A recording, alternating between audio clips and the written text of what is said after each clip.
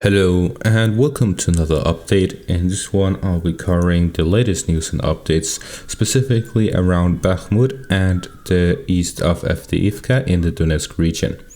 Starting out by the Avdiivka area, we see here that the village of Kamyanka has been captured by the Russian forces, which actually happened around the 30th of April. And this has now been confirmed with a picture that I will show here on the screen of a Russian soldier in the village itself, which indicates that they have control over it. Then we see here to the direction of Bakhmut, where the Russian forces have managed to advance into areas, specifically here to the southwest, where they have managed to advance and capture significant portions of the southwestern area, especially by the road. And then we see here to the northwest that they've managed to capture further parts here to the northwest in the direction of the road northwest of Khomove, where they've captured further parts of the trench network. And if we look at the positions that I've marked out, according to Syriac maps, these are the trench networks.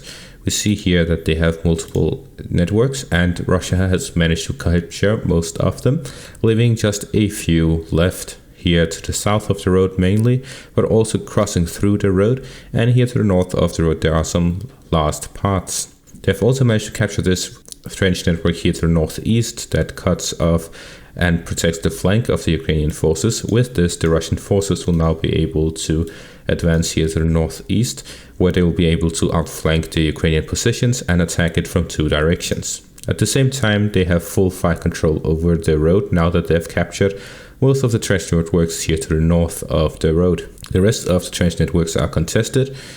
I would be more correct to say that this is most likely fully controlled by the Ukrainian forces, the same with this one. However, the rest are heavily contested. Then we see to this in the city itself, we see that the Russian forces continue their fights, especially around the Citadel area, where they've reached the Peremoha cinema area, and they are now heavily fighting in that direction. We then also see heavy fighting here to the east, northeast and northern parts of the Citadel area, as well as here by the post office and Olympic school.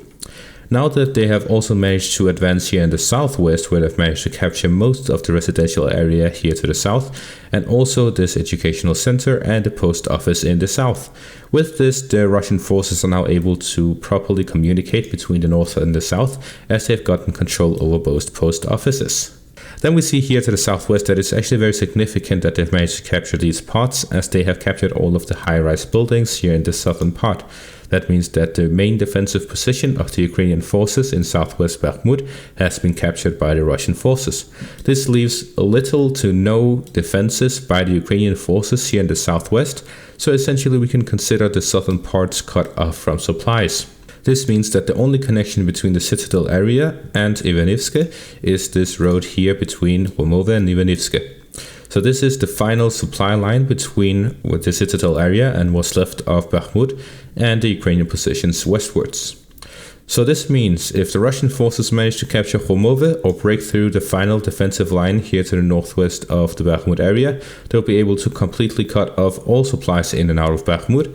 And the second option they have is to push further here in the southern part and cross the open field via the forest lines and capture these parts here.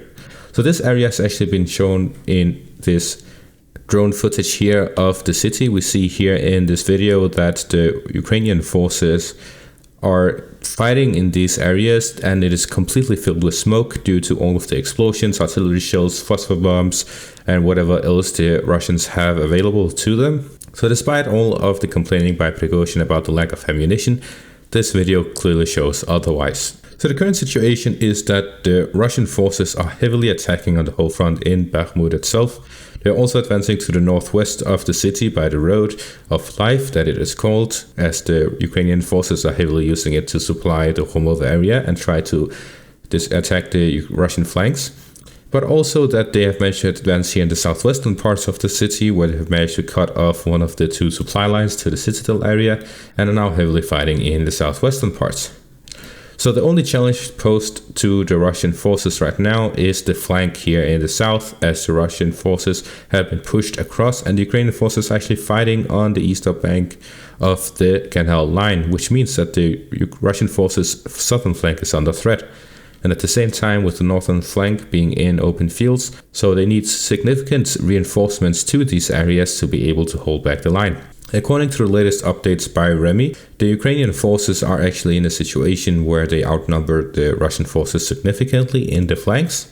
So the Wagner forces decided to pour some of the troops from Bakhmut and pull them into the flanks to be able to hold back the flanks, and are now heavily trying to push the Ukrainians back across the canal.